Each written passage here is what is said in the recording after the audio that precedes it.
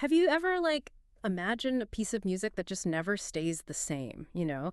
Like it keeps changing and evolving, and not just because it's programmed that way, but because it's actually being shaped by what's happening on the Bitcoin network in real time. Well, that's exactly what we're diving into today, a project called Music for Blockchains. It's really wild, when you think Yeah. about it, because it makes you completely rethink what art can even be. I mean, we're used to art being this like fixed thing frozen in time, but with music for blockchains, it's like this living, breathing thing. It's always changing, always in motion, and it's totally plugged into like the pulse of the digital world. Right. And the artist behind it, Routerboy 3000, they're like this total digital renaissance person, dabbling in all these different things, crypto art, data visualization, and of course, making some killer beats along the way. And I think that's what's so fascinating to me is how they've managed to weave all these seemingly like separate worlds together. But I'm getting ahead of myself. Before we get too deep into the how, let's talk about the what. So we're dealing with the Bitcoin blockchain here, that massive decentralized ledger that keeps track of every single Bitcoin transaction ever made.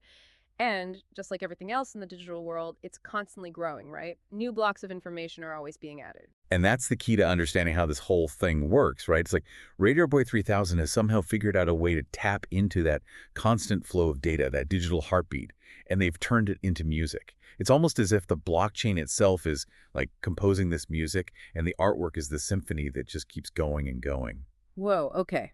So each new block of data that gets added to the blockchain isn't just recorded, it actually has a direct impact on the music. It's not just the blocks themselves, it's the actual code inside them. Hmm. It's like each block has its own unique DNA made up of ones and zeros.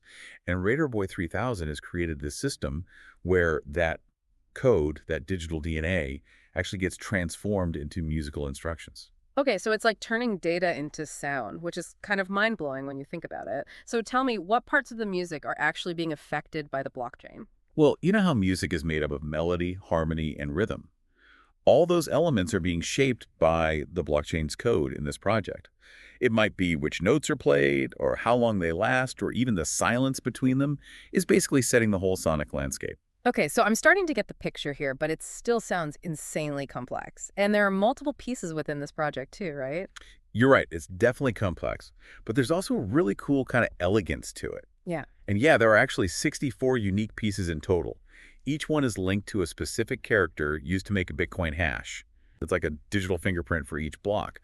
But the really wild part, each of these 64 pieces is designed to be what they call infinite long form. Infinite. Hold on. So it's not like a regular song with a beginning and an end. So it just goes on forever, like literally never stops. You got it. Think of it like a sonic tapestry that just keeps growing and evolving as long as Bitcoin exists. That's insane. But you said there was an elegance to it.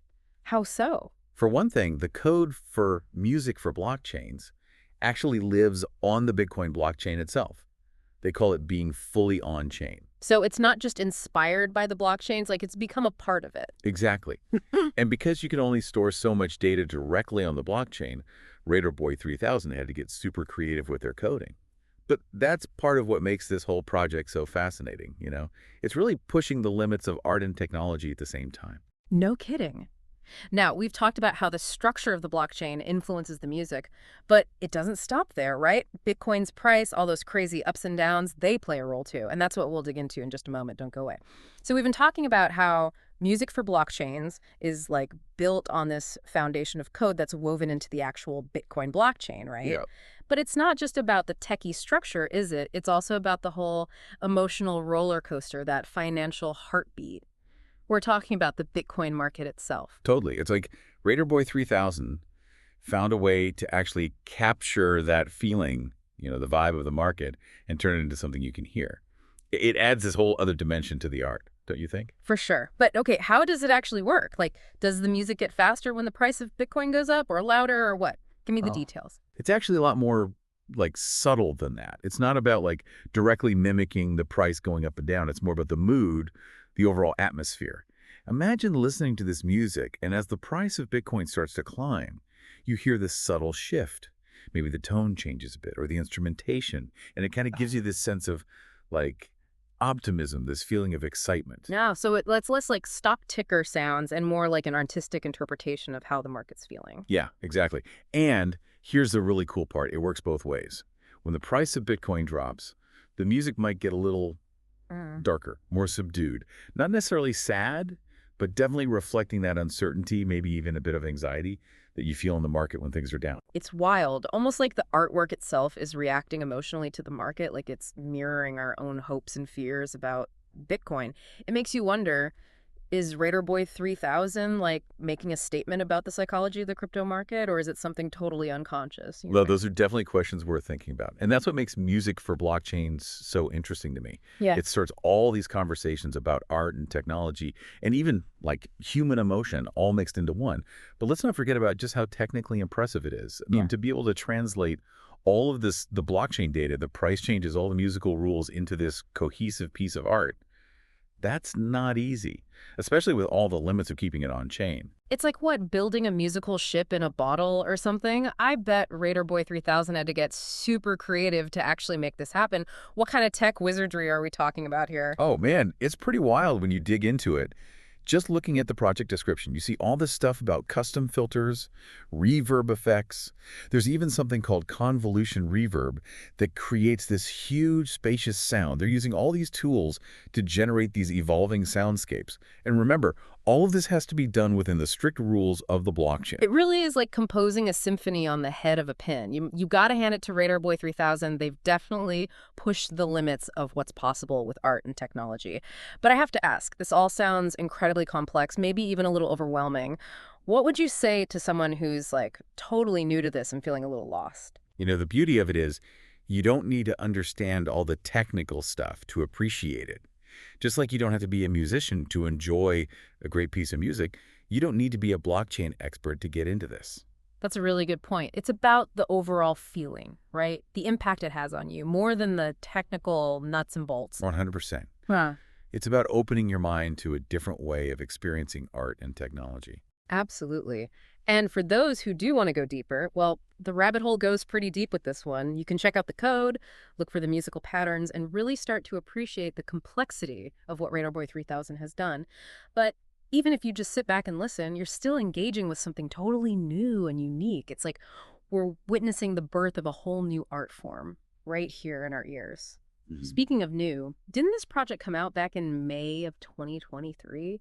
It's crazy to think that something that was so early in the NFT space can still feel so relevant today. You're so right. You know, so many of those early NFT projects felt kind of experimental, almost disposable. Mm. But there's something about music for blockchains that just feels timeless. Maybe because it's tied to something as fundamental as Bitcoin itself, or maybe it's the way it makes you think about bigger questions, about art and technology and the human experience. You know, I think you nailed it. It's that deeper connection that makes it stand the test of time. Now, for those who might not be totally familiar with NFTs, can you give us a quick rundown of how they fit into all of this? So, NFTs, right? Those digital certificates of ownership that were like the big thing a while back. Where does this project fit into all of that? Okay, so picture it this way. Each of the 64 Music for Blockchains pieces, they release them as NFTs. It's like instead of owning a one-of-a-kind vinyl record, you own the code that holds the music. So it's like a way to collect this ever-changing art, maybe even invest in it. Exactly. And, I think that's a big part of why people were drawn to this project early on, that idea that you're not just buying like a picture or recording. Mm. It's more like you're buying into this ongoing sonic experiment, art as investment, but also art as participation. Yeah. Whoa. That's a pretty deep concept. Yeah. But even with all the tech talk and the investment side of things, it really does come back to the art itself. When you strip everything else away, what are your impressions of music for blockchains? Honestly, for me, it's just the audacity of it all. This idea that someone could even imagine something so grand, so technically ambitious, and then actually make it real, that's like awe-inspiring to me. And then the fact that it's so deeply connected to the Bitcoin blockchain, it's like this huge statement about the power of art and the power of technology. It's like bridging these two worlds that usually feel so separate. Right. But here they are working together perfectly. Right. And don't forget, it's not over. This thing is still a work in progress, you know what I mean? The Bitcoin blockchain keeps growing, new blocks get added, so the music will keep evolving right along with it. Who knows what it'll sound like in a year, 5 years, a decade? That's part of what makes it so cool. It's like we're just seeing this tiny piece of a giant, ever-changing musical tapestry, and we have no clue what the final picture is going to be. That's going to be a pretty exciting feeling for a listener. Totally. It makes you think about art in a different way. Yeah. It's not something static, Not anymore, It's something that moves and breathes and changes right along with us. And in this case, changing right along with the whole digital world, the blockchain. I love that. So, as we wrap up this deep dive into music for blockchains, what's the one thing you really want our listeners to take away from all of this? I think the biggest thing is just don't be afraid to explore. Whether it's blockchain stuff, generative art, anything really that sparks your curiosity, just go for it. There's a whole universe of amazing, unexpected things out there just waiting to be discovered. Who knows? Maybe you'll be inspired to create something yourself. I'm with you on that. Music for blockchains is like this incredible example of what happens when creativity and technology collide. There are truly endless possibilities. Couldn't have said it better myself. Yeah, And hey, maybe someday we'll be doing a deep dive on something that you create, Rocco. I like the sound of that.